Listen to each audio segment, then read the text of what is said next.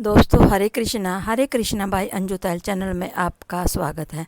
मैं आज आपको पौष मास शुक्ल पक्ष की एकादशी पुत्रता एकादशी व्रत कथा सुनाने जा रही हूँ। बोलो भगवान विष्णु की जय। धर्मराज युधिष्ठिर ने पूछा, हे कृष्ण, अब आप पौष मास के व्रत के बारे में समझाइए। इस दिन कौन से देवता का पूजन होता है तथा विधि क्या है। इस पर श्री कृष्ण जी बोले, हे राजन, पौष शुक्ल पक्ष की एकादशी का नाम पुत्रता एकादशी है। इसका पूजन विधि से करना चाहिए। इस व्रत में नारायण भगवान की पूजा करनी चाहिए। इसके पुण्य से मनुष्य तस्वी विद्वान और लक्ष्मीवान होता है। इसकी मैं एक कथा कहता हूँ, सुनो। भद्रावती नगरी में सुकेतुमान राजा राज्य करता था। वह निपुत था। उसकी स्त्री का नाम शैव्या था। वह देव निपुति होने के कारण चिंतित रहती थी।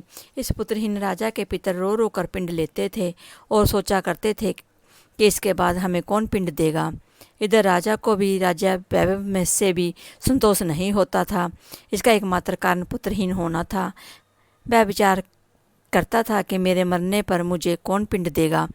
बिना पुत्र के पितरों और देवताओं से ऋण नहीं हो सकते। जिस घर में पुत्र ना हो वहाँ सदैव अंधेरा ही रहता है।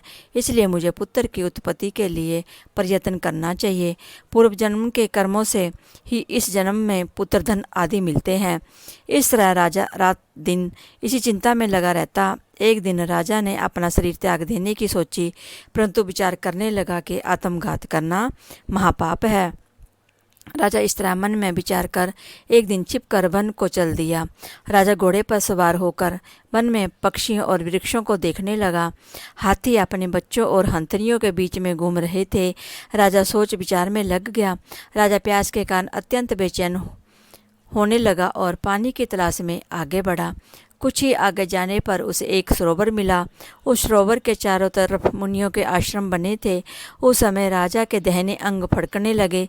राजा मन में प्रसन्न होकर सरोवर के किनारे बैठे हुए मुनियों को देखकर घोड़े से उतरा और दंडवत करके सम्मुख बैठ गया। राजा को देखकर मुनीश्वर बोले, हे राजन, हम तुमसे अत्यंत प्रसन्न हैं। तुम इस जगह कैसे आए हो सो कहो। इस पर राजा ने उनसे पूछा, हे मुनीश्वरों, आप कौन हैं और किस लिए यहाँ है, सो कहो। मुनि बोले, हे राजन, आज पुत्र की इच्छा करने वाले को संतान देने वाली पुत्रता एकादशी है। हम लोग विश्वदेव हैं और इस सरोवर पर स्नान करने आए हैं। इस पर राजा बोला, हे मुनीश्वर, मेरे भी कोई पुत्र नहीं है। यदि आप मुझ पर प्रसन्न हो तो एक पुत्र का वरदान दीजिए। मुनि बोला, हे राजन, आज पुत्रता एकादशी है।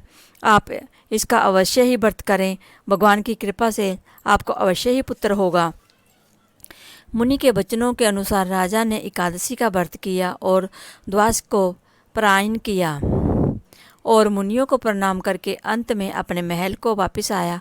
अंत में रानी ने गर्भ धारण किया और 9 माह के पश्चात उसके एक पुत्र रतन पैदा हुआ। वह राजकुमार अंत में अत्यंत वीर, धनवान, यशस्वी और प्रजापालक हुआ।